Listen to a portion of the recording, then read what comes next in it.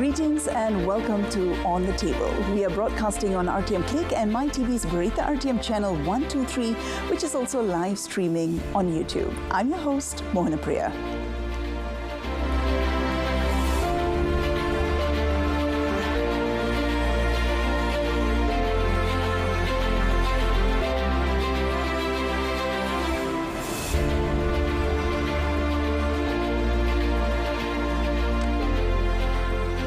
On tonight's episode, in the next 30 minutes, we'll be diving deep into transformative ideas shaping the future of leadership. Joining us in the studio to explore the topic, Redefining Board Leadership, is Michelle Kaithi Lim, President and Chief Executive Officer at the Institute of Corporate Directors Malaysia, or ICDM. Welcome to the program, Michelle. Thank you, Mohana. Pleasure to be here. Thank you so much. We'll begin with something really fundamental, foundation. What is board leadership? And could you explain to me who gets to become a board member? Okay. Well, this is the 101 of board leadership. If you understand the structure of a company, who runs the company, the management, i.e. the CEO and the team, run the day-to-day operations. They are below the board. Yeah. The board sits at the top in terms of managing the company. It doesn't run the day-to-day operations. It provides oversight and more strategic oversight over management. So I always say the first most important job of a board is to appoint the CEO, right? And then after that, senior management team, and then it all cascades down. So the board position right at the top. This is our space in terms of ICDM, the Institute of Corporate Directors Malaysia, where we try and improve the quality of boards, who sits on the board, the quality of decision making, and therefore to improve governance in terms of companies. Now, who gets to sit on a board? You obviously have different types of boards, different types of companies. If I just talk about public listed companies, what we call PLCs, there are specific requirements of independent directors who sit on these boards. And there are regulations which state how much of a percentage of the board needs to comprise independent directors, for example. Okay. So you have executive and non-executive. Non-executive are the independent. So the executives are like your CEO or your MD who sits on the board, but they are also the part of the day-to-day management of the company. That's right. The independents are the ones that provide that check and balance on a board. So the independent directors in large companies should form about 50% of the board. Okay. Normal board size is about 10, so about 5, let's say, should comprise independent directors, and these are the directors whom will provide that check and balance, as I mentioned, and that oversight over executive directors and the company as a whole. Okay, so what is the role of board members? How would you describe the recent evolution on this role, and how is it defining expectations of board leadership today?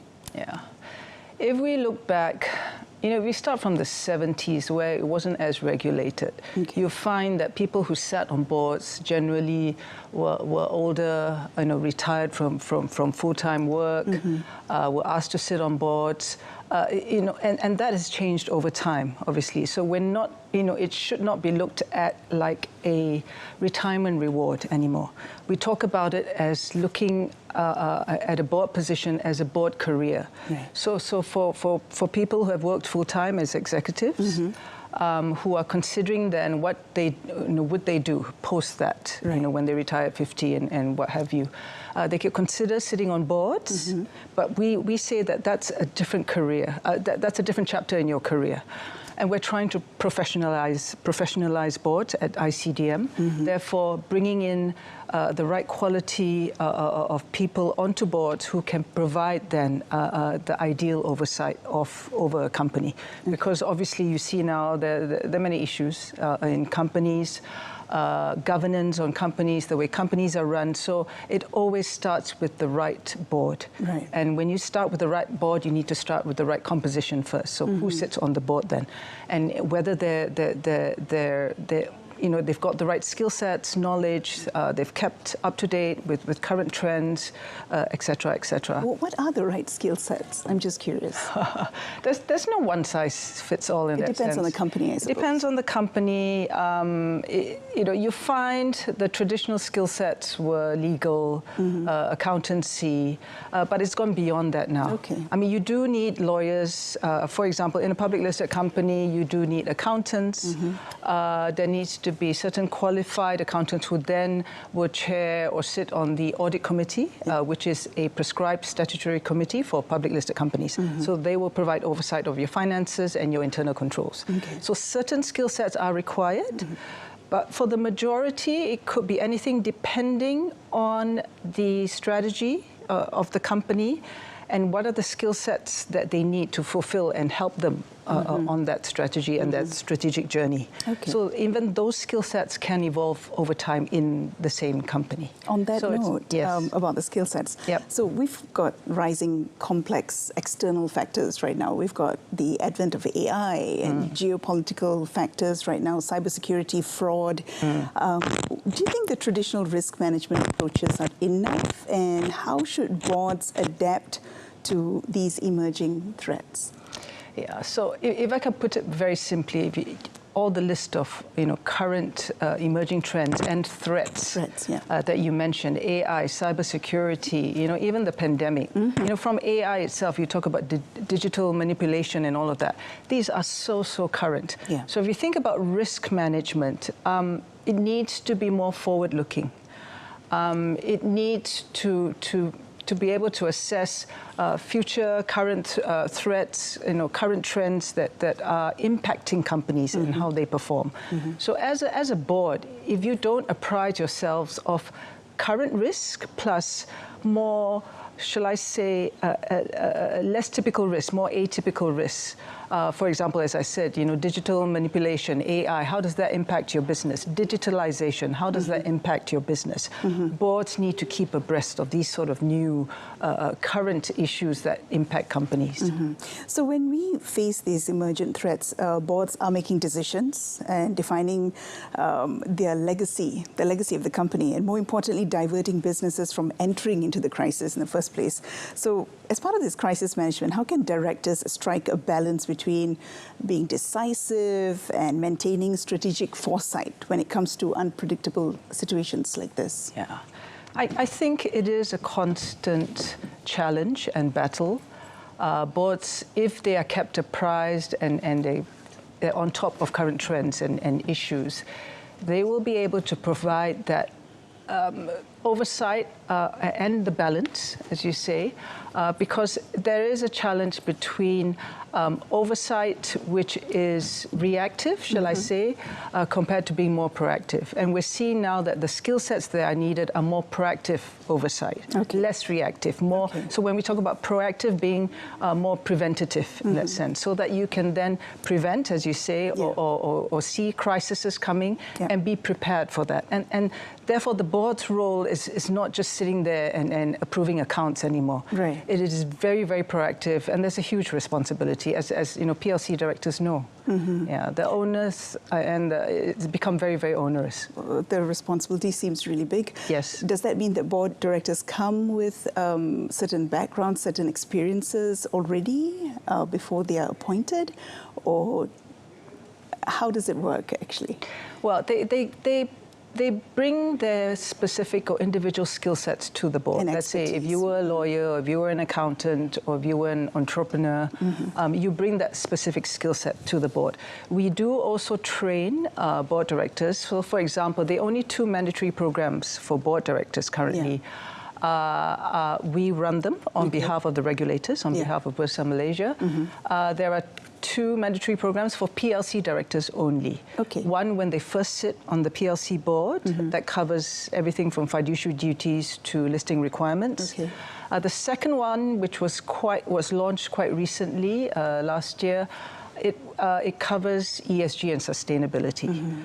And that's for all PLC directors. So there are certain skill sets that are mandatory and we are required for PLC directors. Okay.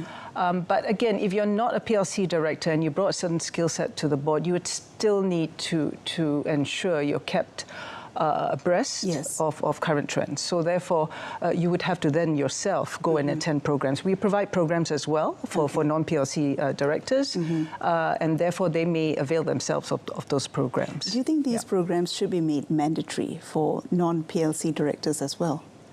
I think we have to balance between the mandatoriness, shall I say, and ensuring that everything is not being too prescriptive. Okay. Right? I think board members need to realize that certain things need to be prescribed, so there's a certain minimum that you would have to do. Okay.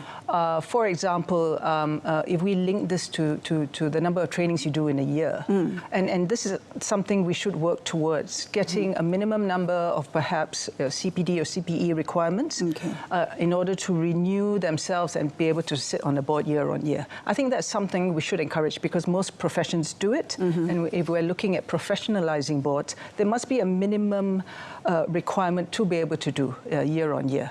Currently, the Bursa, the listing requirements do state that they must attend training, but there's no specific requirement as to the number of hours, etc. Yeah. I'm just curious, what happened before ICDM?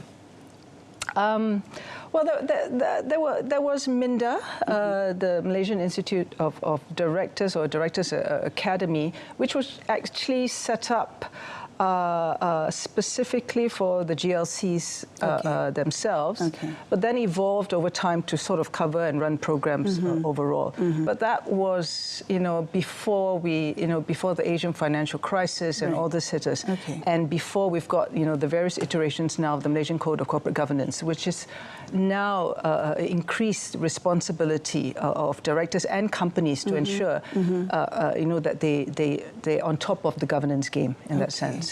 So it has evolved over time. So there was a big need for the setting up of ICDM. Yes, and if I could go into that a little bit, when ICDM was set up, it was part of the Securities Commission strategic objectives from 2017 onwards.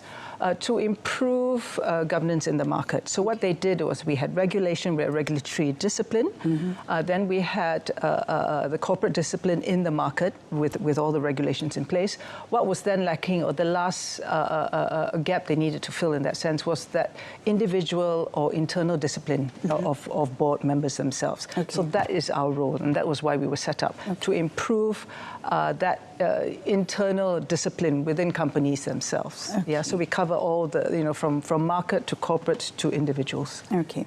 Michelle, what kind of mindset shift do you think is needed for directors to lead organizations through the complexity of the threats that are prevalent today? If I could just quote the ASEAN Board Trend Survey that we did earlier this year, and this is our second iteration of this survey. This round, we actually got feedback from management as well, and not just board directors. And it was quite telling in terms of it highlighted the trends that are impacting companies, and there are probably around 4 major trends, i.e. having the right talent and leadership, firstly. Secondly, being able to manage the current, geopolitical uncertainties that we have in the world today. Thirdly, it's operational and sustainable strategies within a company. And fourthly, board management relationship within a company. Now, these were the key threats that came out of this survey. And this is amongst ASEAN boards and from board members as well as their management team. And what we saw from the survey is that although there are all these key threats, there was a misalignment between board members and their management as to how they focused on what was important for the companies. So, for example, boards were still doing, looking at their operations and their strategies with yesterday's lens, if I could say that, outdated approaches. And just, looking at transformation, for example. I mean, post-pandemic, yes, we were looking at that, but it has moved on. Whereas the management were looking more at human capital, talent development, succession planning, balance at the workplace, et cetera, et cetera. So there was that misalignment. So what we're saying is, based on the the survey, there are probably 5 action plans boards need to look at. Firstly is aligning their priorities with their management to make sure they are aligned, right? Not looking at things through yesterday's lens, so which means they need to keep up to date with current trends, current threats, as we say also. Improving that board management relationship, building up that trust, ensuring that they're aligned with how their management see issues within the company. Thirdly, also in terms of the board composition and the board architecture, as we call it, ensuring you have diverse perspectives on a board, because the management were also saying that they were lacking diverse perspectives, they were not challenging.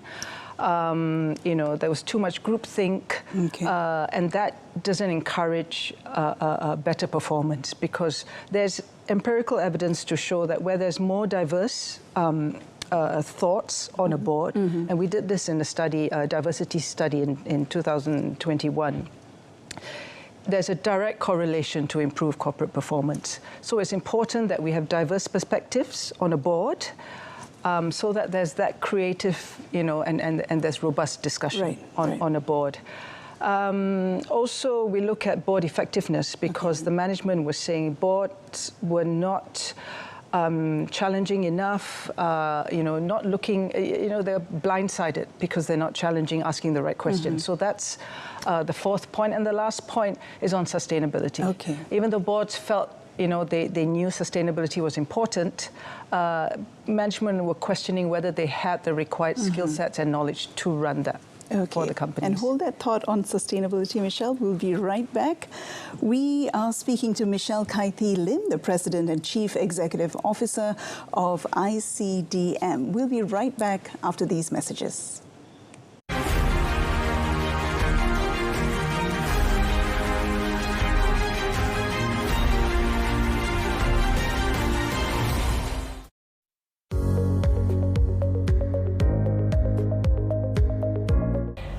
Innovations don't work, it's okay.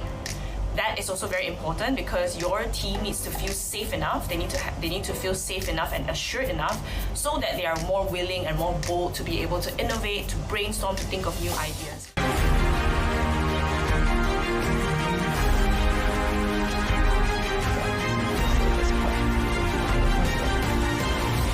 And then, And we are speaking to Michelle Kaithi Lim, the President and Chief Executive Officer of ICDM Malaysia. Thank you for being with us, Michelle. Let's continue our chat. Now, you mentioned mindset shift earlier, and you mentioned about the survey and the results of that survey. What would you say that the evolution of board roles require more hands-on approach as opposed to merely being oversight figures to better prepare for future challenges? How's that changing right now?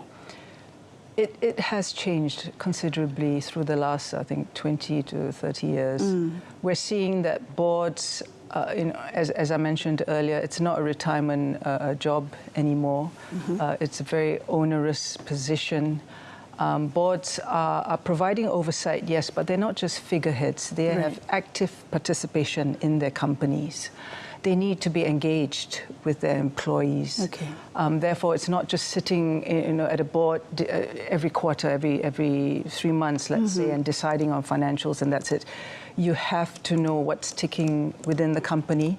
How do you provide oversight if you don't know what's going on the ground? So we do encourage boards. I mean, we do board evaluations, independent board evaluations ourselves at ICDM. And we do advise, that boards do go to the ground, get to know their employees. This helps build trust as well. And if you think about it, currently through the ASEAN Board Trend Survey as well, we've seen that management are asking that boards be more in tune with the human capital, and they are your biggest assets. So do engage with your employees. The survey also shows that boards are required to be more open-minded, more humble in their approach. So therefore, have that open dialogue with your employees and your senior management. That helps build trust, and also helps you to get feedback from the ground on the challenges that we're facing, so that when you provide oversight, it's not it's just what you think. It's actually on, you're providing oversight and providing solutions to what's happening on the ground. And I think that's very, very important now. Now, you mentioned professionalizing boards, and ICDM conducts programs. When will it be mandatory for current and aspiring directors to obtain professional certifications, or do you think it'll come to a point where you will need a license to step into the role of boards? If I may say, Mohana, I mean, currently, there's no minimum benchmark of standards for who can sit on a board, right? Okay. We do talk about skill sets, we do talk about training, we talk about mandatory training, but there's no minimum benchmark. If you think about it, your CFO needs to have certain qualifications, your company secretary needs to have certain qualifications, and continual education and development after post-qualification. Why not for board members? That's right. They sit at the apex of the company. So we do look at that. When we talk about professionalizing directorship, we're looking at a formal certification program, whether or not it's linked to a license, to operate on a yearly basis, that's yet to be seen. Ideally, it should be coupled with continual professional development, or CPD points, as we refer to them. But I think at the end of the day, while we're working towards that and working together with regulators, board members need to be prepared that this could be the eventuality, right? We need to get to a certain point where there's a minimum benchmark so that there's a minimum standard when someone sits on a board. And therefore, you improve the outcomes of governance on companies. Okay. I'd like to take a bigger perspective, a look at the regional standards. And last year you initiated, or rather ICDM initiated, the ASEAN Directors Registry. Can you tell us a bit about that, and why is that important? The ASEAN Directors Registry was set up against the ASEAN platform that we started a few years back. And that's also the platform where we do our ASEAN Board Trend Survey every 2 years. The ASEAN Directors Registry was an offshoot from, and we set it up, Malaysia, IE, and ICDM, because in Malaysia we run a Directors Registry at ICDM. And this is where we have a registry of board talents whom we can then place on companies. So we do board sourcing as a service as well. So we provide end-to-end service for companies, not just training. We place directors on boards from this registry. We also do thought leadership, coaching, mentoring, board evaluation, anything that helps improve governance on boards. So one part of that is the Directors Registry. And we found that this registry has a direct impact on the quality of boards because we have very, very capable and very, very good talents in this registry. And if we're able to place them directly on boards, that already fulfills the basic composition of a board and helps to and then you build upon that. So what we wanted to do was to then extrapolate that onto the ASEAN platform and have an ASEAN Directors Registry where, for example, if there was a Malaysian company, and this has actually happened, a Malaysian company looking for a Filipino director to sit on that board, we can source within this registry because the board talent would then come from the ASEAN countries. So again, this was a step up from the registry we have now to facilitate more regional talent on boards and actually to provide Asian talents to the rest of the world who may be looking for Asian board talent. Speaking about talent, Michelle, now the Deloitte Global 8th edition of Women in the Boardroom, a global perspective. Now, this is a report, shows that women hold less than a quarter, or rather 23.3% of board seats globally. What is it like in Malaysia? What can we do to achieve greater gender parity? Yeah, we've done very well actually in Malaysia. In terms of the top 100 PLCs, we've already achieved 31.4% women on boards as of July this year. That's pretty impressive. Yes, and that's almost double what it was in 2016. So we've come very far, but that's still the top 100. For the rest of the PLCs, we're just under 30%, so it's about 26.3%, so just under. And bear in mind, these figures can go up and down depending, because boards, for example, on PLCs have to be refreshed, right? You've got a limit of a 9-year tenure, so it has to be refreshed. So it doesn't mean you keep that over time, but there has to be active addressing of keeping that gender proportion on a board. So we have the 30% Club, which is a business advocacy group, shall I say, which started in the UK. It was founded as well in Malaysia in 2015. And we house them. So they do a lot of the gender-specific activities in terms of improving gender representation in companies and on boards as well. So we're doing a lot on that front. And I believe the government also has initiatives. Yes. Is it all through ICDM as well? I wouldn't say all of it. Government has come out with some policies. It gets translated into regulation. The last few years, because we do board placement, we've seen a huge increase in the number of women that have been placed on boards. We're very, very happy as well to report that we've even placed first-time women on PLC boards, which is a needle-shifting moment. And because traditionally you see that PLCs will only take on board members who already have PLC experience. Where then do we, get more diversity on board, where you have more women, younger women, new people entering and providing those fresh perspectives, new skill sets? You need to be able to put first-time people onto PLCs as well, and we're seeing that now. So, which is a very, very good indication. So we're part of that. We support that 30%. Women on board, but bear in mind that 30% is a minimum. It's not a maximum. You can go up to 50, but obviously we don't want 100% because that's not diverse either. But that's a minimum. And why 30%? Because there's enough, evidence has shown that helps to make a difference on a board. Okay, wonderful.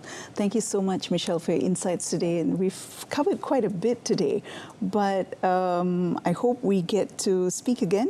I hope so too. And go deeper into the issues when it comes to board leadership. Thank you so much. Thank you, Mohana. Pleasure. Thank you. And that's about all the time we've got for On the Table this evening. We've been talking to Michelle Kaithi Lim, President and Chief Executive Officer at the Institute of Corporate Directors Malaysia, ICDM. Now, a repeat of this episode's broadcast can be viewed again at the same time tomorrow and subsequent days on both RTM Click and MyTV's Berita RTM channel, which is also live streaming on YouTube. Till next Thursday, where we'll discuss on another topic of interest. I'm Mohana Priya signing off. Good night.